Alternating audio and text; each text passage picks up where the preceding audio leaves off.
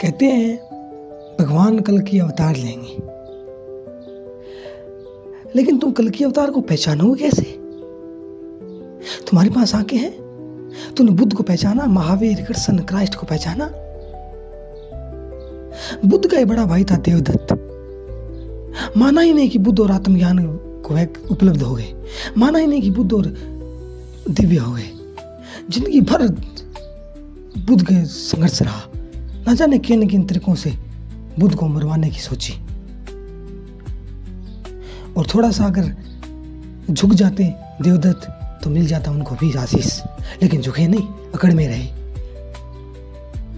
चूकते रहे बुद्ध की संपदा से। नहीं, वो भी आत्मज्ञानी हो जाते, लेकिन अहंकार, ईगो की मैं बड़ा हूं, कुछ आना चाहिए।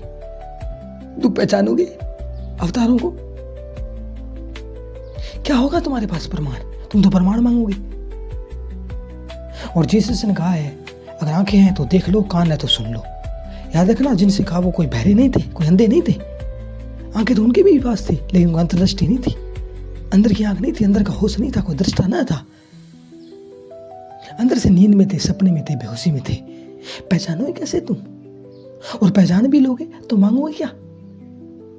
कोई सुंदर पत्नी मांगेगा, कोई धन मांगेगा, गरीब धन के अलावा मांगेगी भी क्या?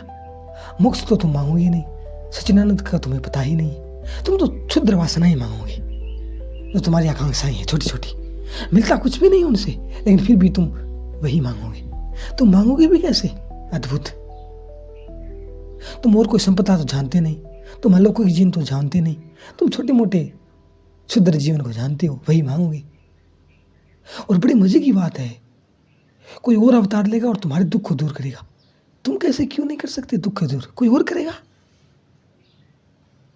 किसके आश्रित बैठे हो? इसलिए बुद्ध को मजबूरी में कहना पड़ा कि परमात्मा नहीं है, ताकि तुम अपने पे आ जाओ, अपने पर ध्यान केंद्रित करो। क्योंकि दूसरे पर अगर दुख मिटाएगा तो तुम नपुंसक हो, तुम अपना ही दुख नहीं मिटा सकते, तो फिर काहे कि तुम मनुष्य हो। मनुष्य बड़ी महिमा शब्द है। तुम्हारे पास क्षमता है, तुम होश हो, तुम शुद्ध चैतन्य हो। अपने को पहचानते ही आएगा ये सिस्टम। इससे पहले नहीं, इससे पहले तो सारी यादें भी व्यर्थ होंगी।